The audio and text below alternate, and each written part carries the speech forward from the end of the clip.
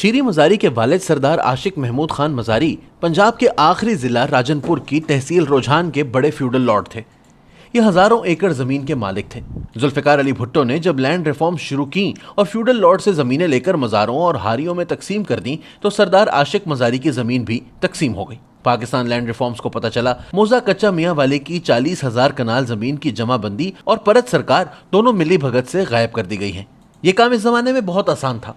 Feudals अपने इलाके में पटवारी और तहसीलदार अपनी मर्जी का लगवा लेते थे और सरदार को जब भी रिकॉर्ड की जरूरत पड़ती थी तो एहलकार पूरा महकमा माल उठाकर साईं के घर ले आते थे। 1971 में भी यही हुआ। महकमा माल के एहलकार आशिक मजारी का रिकॉर्ड भी इनके डेरे पर ले आए और जाली रिकॉर्ड बना दिया गया। इस पर डिप्टी कमिश्नर की जाली मोहरें तक लगा दी। असल रिकॉर्ड का संदूक सरदार के वफादार पटवारी के घर रखवा दिया गया। इस बंदोबस्त का मकसद छापे से बचना था। भुट्टो साहब ने इस जमाने में हर फ्यूडल लॉर्ड के डेरे पर अपने जासूस छोड़ रखे थे। जासूस को जूं ही गड़बड़ की भनक पड़ती थी, पुलिस अगले दिन छापा मारकर असल रिकॉर्ड हासिल कर लेती थी। लिहाजा छापे के खौफ से यह रिकॉर्ड पटवारी के पास रखवा दिया गया था। पटवारी भी खौफजदा था। इसने अपने नायब कासिद को एतमाद में लिया और संदूक इसके घर में छुपा दिया। बहरहाल किस्सा मुख्तसर 40,000 कनाल जमीन का नया रिकॉर्ड बनाया गया। मुख्तलिफ कंपनियां बनाई गई और वो जमीनें इन कंपनियों के नाम मुंतकिल हो गई। मजारी साहब के खिलाफ केस शुरू हुआ और फेडरल लैंड कमीशन ने 1975 में कंपनियों को जाली करार दे दिया। मजारी फैमिली के खिलाफ कानूनी कार्रवाई का हुक्म जारी हो गया और यह मुकदमा 50 साल चलता रहा। आशिक मजारी का दावा था जमीनें अगर महकमा माल की मलकियत हैं तो ये रिकॉर्ड लेकर आए। अदालत महकमा माल को रिकॉर्ड लाने का हुक्म देती थी और असल रिकॉर्ड गायब था। जमीनें इस दौरान अरबों रुपए की भी हो गई और तकसीम भी होती रहीं और फरोख्त भी।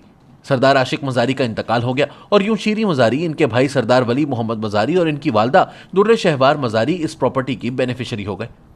मैं आपको यहाँ यह भी बताता चलूं कि शीरी मजारी का पूरा नाम शीरी मेहरुन्निसा मजारी है। नादरा के रिकॉर्ड में इनकी तारीख पैदाइश 6 जुलाई 1951 है, जबकि गूगल में इनकी डेट ऑफ बर्थ 26 अप्रैल 1966 आती है। ये 15 साल का फर्क क्यों है? तफ्तीशकारों का दावा है कि शीरी मजारी के वकील इस फर्क की बुनियाद पर यह दावा करते हैं कि यह मसला जब उठा था मेरी मवक्किला की उम्र उस वक्त सिर्फ 5 बरस थी, ये बच्ची थी, ये रिकॉर्ड में गड़बड़ कैसे कर सकती हैं। लेकिन यह दावा गलत है क्योंकि शीरी मजारी की उम्र उस वक्त 20 साल थी और ये आकिल और बालिग भी थी। लिहाजा कंपनियां बनाने और जमीनों की मुंतकिली में इनकी रजामंदी भी शामिल थी। किस्सा मजीद मुख्तसर ये कि इशू फेडरल लैंड कमीशन और अदालतों से होता हुआ एंटी करप्शन पंजाब पहुंच गया। हम कहानी को मजीद आगे बढ़ाते हैं। मजारी फैमिली के खिलाफ तफ्तीश शुरू हुई और ये चलती रही। इस दौरान रिकॉर्ड गायब करने वाला पटवारी गर्दावर हुआ, रिटायर हुआ और फौत हो गया। वो नायब कासिद जिसके घर में असल रिकॉर्ड का संदूक था वो भी दुनिया से रुखसत हो गया। लेकिन केस अदालतों और एंटी करप्शन डिपार्टमेंट के दरमियान कभी इधर हो जाता था और कभी उधर। शीरी मजारी 2008 में सियासत में आ गई। 2018 में पीटीआई की हुकूमत आई तो शहजाद अकबर केस में इनकी सपोर्ट करने लगे। डीजी एंटी करप्शन गौहर नफीस शहजाद अकबर के दस्ते रास्त थे। लिहाजा रुझान की जमीनों की तफ्तीश अलमारियों में बंद कर दी गई।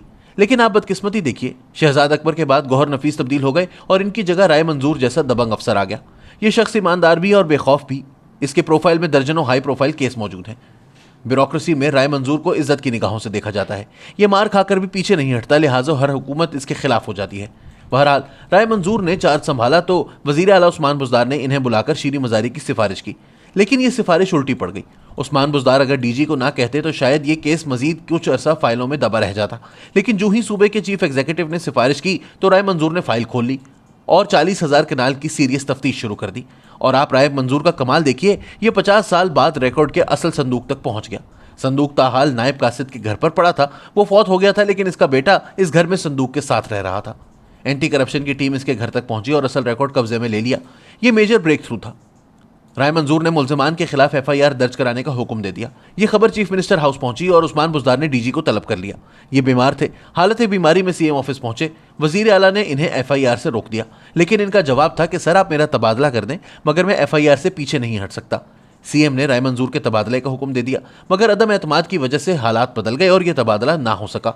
दूसरी तरफ राय मंजूर ने पहली फुर्सत में कच्चा मियाँ वाली जमीन की FIR भी दर्ज करवा दी और तफ्तीश का हुक्म भी जारी कर दिया। आप अब एक दूसरी कहानी भी सुनिए। मेरी चंद दिन कबल PTI के एक मुनहरिफ रुकन से मुलाकात हुई। ये साउथ पंजाब से ताल्लुक़ रखते हैं।